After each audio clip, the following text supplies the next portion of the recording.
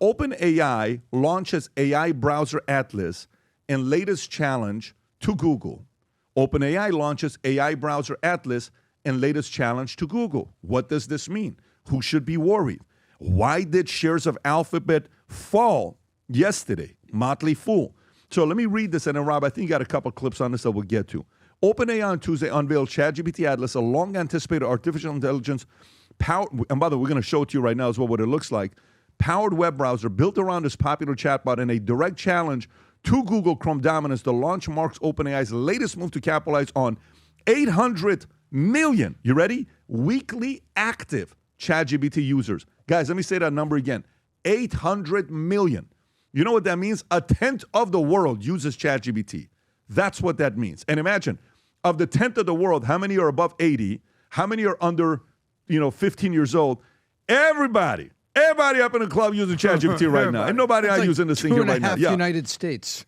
Yes, it could accelerate a broader shift towards AI-driven search as users increasingly turn to conversational tools that synthesize information instead of relying on traditional keyword results from Google, intensifying competition between OpenAI and Google. Here's Sam Altman making the announcement. Go for it. Today, we're going to launch ChatGPT Atlas, our new web browser. This is an AI-powered web browser built around ChatGPT. It's something we've been super excited about and working hard on for a long time and really excited to share with you today. We think that AI represents like a rare once-a-decade opportunity to rethink what a browser can be about and how to use one and how to sort of most productively and pleasantly use the web. Tabs were great, but we haven't seen a lot of browser innovation since then, so we got very excited about the opportunity to really rethink what this could be.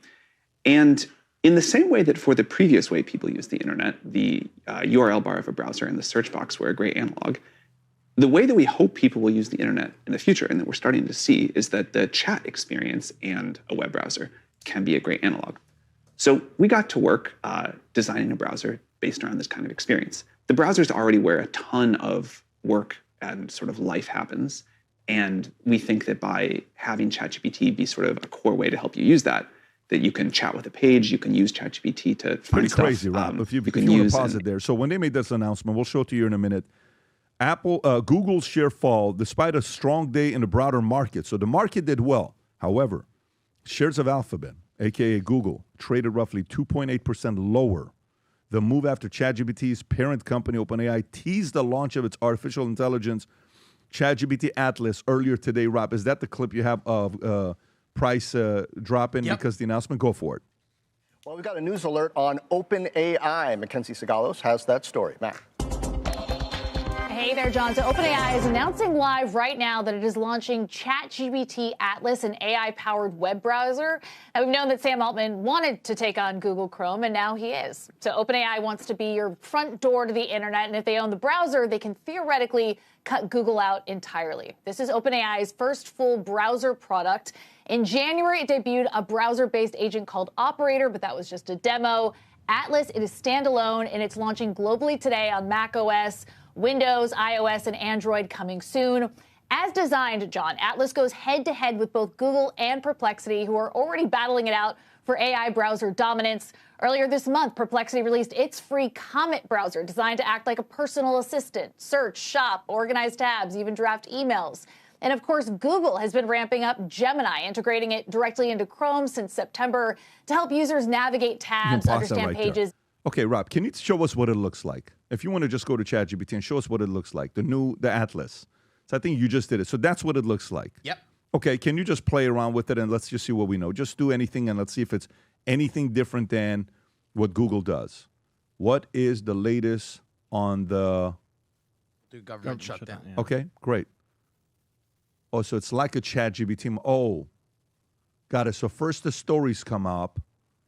So up here you have your links, so you can go and search through the news articles that it's posting. But here it gives you the ChatGPT feature, where it's all the information that you would get if you had just plugged that same question into ChatGPT. So Google, now let's do the same thing, Rob. Go back, copy paste your question that you did, and just do it on Google. What's the latest with government shutdown? And let's see what the experience is with Google. Oh. So all it does is gives you the links, go a little bit lower. Yeah, Google's going to get destroyed. You can't do that. Yeah. Hey, that's what's the difference? What's the Are difference? you kidding me? No summary. Are you kidding me? Go back to ChatGPT. the Atlas one. So on Atlas, I not only get the links, but it tells me, like, zoom in a little bit so I can read that. Gives you the quick summary. Yeah, here's a summary of what's going on. The shutdown began at 12:01, October 6th, on following on. It has been stretched to 22 days, second largest history, major sticking points, congressional. It's roughly 900,000 federal workers. So now go to Google. Why would I go to Google? By the way, this is scary. Tom, how do you feel about this? So there's a couple things going on here everybody's been asking about is what is up with the AI level browsers, because you've been seeing in Google, and Google has a different tab, and you in Google Chrome, there's they say you do want news, images, all that, right? You've seen that, right, Brandon? Yeah, but then the first thing you'll notice is AI summary. And so that's there. And what people indicate, look at all the money. If you look back at the history of Google, Google took off with AdSense. AdSense, like, 03, 04, like we're now 20 years into this. AdSense was huge, and people are buying keywords. I mean, from our industry, Pat, remember the most expensive keyword? Insurance. Insurance. $52. Exactly. $52 just for insurance. So now the question people are asking is, okay, well, where's the ad layer going to come? Is there a new ad layer coming? Because people go to AI because they want this, they hope, kind of a neutral, objective summary of what's going on and to understand things. Well, now is the ad layer going to move, and does this basically just take keywords out? Because suddenly keywords is what you actually are searching for, but when you use AI, it's intent and conversation. Oh, I know what you mean. I'll get it for you. I know what you mean. And they even sometimes it'll rephrase your prompt. If this is what you meant, then here, I got this for you. Whereas Google keywords, remember the days of you would just retype it. You were the AI engine because you had to keep refining your prompt. I think this is pretty big, and ChatGPT is right now the reigning king of AI. I use all four of them. I use Perplexity, I use Gemini, I use ChatGPT, and I also use Julius, and I've got pro-level subscriptions to all of them, and I correlate them. I look back and forth on stuff when I do research. But I think this is pretty significant, and the Bing on Google that we saw in the stock market is right in the heart of AdSense, because the market is saying, really, Google? What are you going to do about AdSense? You've been getting paid for keywords. What if it goes this way? Tom, why do you use all four of those ChatGPT large language models? What's the purpose of all four? Are you testing it out? Do you find one to be better than the other? What's the purpose? Well, yeah, I don't trust one side. Whenever you do research, if you look at great research, there's a bunch of footnotes because you're going to a bunch of different sources so that you can A, see correlations, B, see synchronizations, and C, see if maybe something you search for was an outlier stat that really needs to be challenged, so that you don't rely on something extraneous for your research. And so I'll look at and I'll say take. It says, what's the take on this? What's the take on this? All the stuff like today, I've got a whole bunch of stuff that I synthesized out on rare earths. And this came from Perplexity, this came from ChatGPT, and I synthesized all my takes into a document, and then I hand that document back into there, and I say, can you summarize and synthesize this for me and find any additional links? And it finds additional sources. So that's what I do. And then, what have you found to be the best?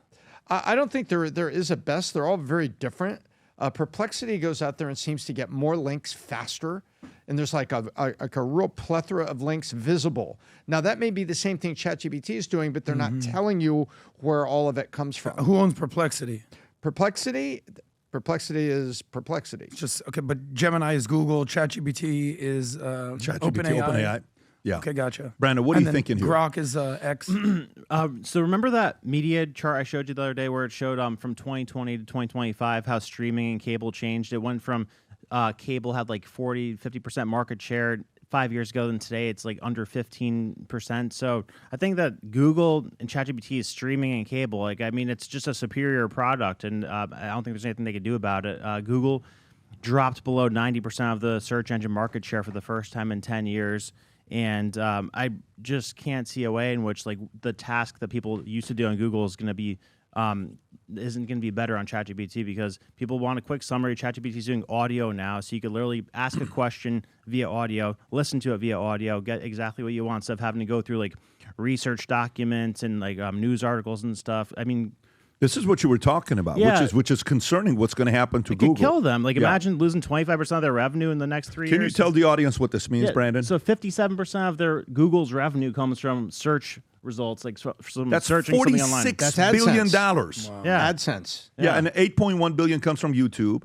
4 billion comes from their Google Ad Network. 8.7 comes from Pixel. 9.6 comes from Cloud. But 57 is coming from ads, and Atlas is about to take that away from them. It's amazing. Like, that's like how like a disruptor really comes out of nowhere. It's like the Apple BlackBerry, the Netflix cable, the not Netflix Blockbuster. I think it's that type of a situation. How did Google not know? Like, how long did Google have to be able to add? It's not that complicated of a thing to add to their current search engine. Do you miss the mark this big? This isn't that challenging to do. They're trying to do it, It and they kind of want is. you to stay on Google Chrome, but you're also over on Google Gemini. So at some point, you see what has to happen, Pat? 2 steps. At some point, you have to say, who's going to be my favorite son? The key to a CTA, call to action. If you notice what happened to Amazon, what's one of the biggest things Amazon did that was a game changer? 1 click to buy. Remember when the 1 click announcement happened? Boom, you buy it. You didn't need to go 1 step, 2nd step, 3rd step, 4th step, 5th step. Google is step number 1, Google. 2, Gemini. ChatGPT is what? 1. Ask the question, boom, you get the whole thing. When Amazon came up with the 1 click, what was the date on that? That was I don't know when it was, but when it came out, it was a game changer.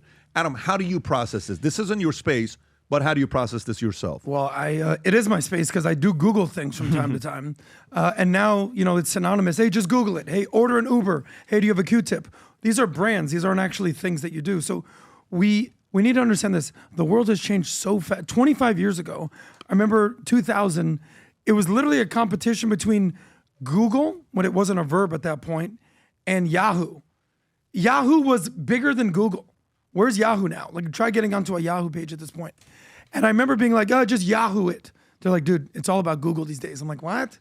It's kind of like when Facebook was still a thing and then Instagram came out. You're like, you're still doing Facebook? What we realized is this. Remember the chart where it says, in the 1980s, what percentage of Fortune 500 companies are still at the top of the Fortune 500? And it's like 90% are gone. The market, as you always say, is so competitive. And you might think that you're the biggest, baddest company in the world, and then boom, overnight, ChatGPT replaces Google, something like that. And that's Adam, realistic. That's a good point. But the thing with this is, it is moving. Yeah, only 52 companies have been on the Fortune 500 since 1955. That's 10%, right? So 90% are gone. That is Since ridiculous. 55, wow. So, but right now, I just pulled up something. I pulled up right now comparing how many active monthly users does Google get versus Yahoo and ChatGPT. When you pull up the number of users, I don't know why it says visitors. 85.2 billion is Google. So Google is still King Kong. Yahoo's 700 million visitors per month, but ChatGPT doesn't say visitors. It says 800 million weekly active users. That's 800 million different active accounts using ChatGPT. It'll be interesting to see what happens here with this. By the way, this is why when you think about business, Rob, if you go back to the merch, this is why today's merch is called Business is War, because you're just seeing it yourself. This is exactly what's going on. Go to the hat, Rob, a little bit lower. It's one of my favorite items on here, Business is War. If you're running a business, you don't treat it like this, you're eventually going to be experiencing what Google and many other companies are experiencing today. If you enjoyed this video, you want to watch more videos like this, click here. And if you want to watch the entire podcast, click here.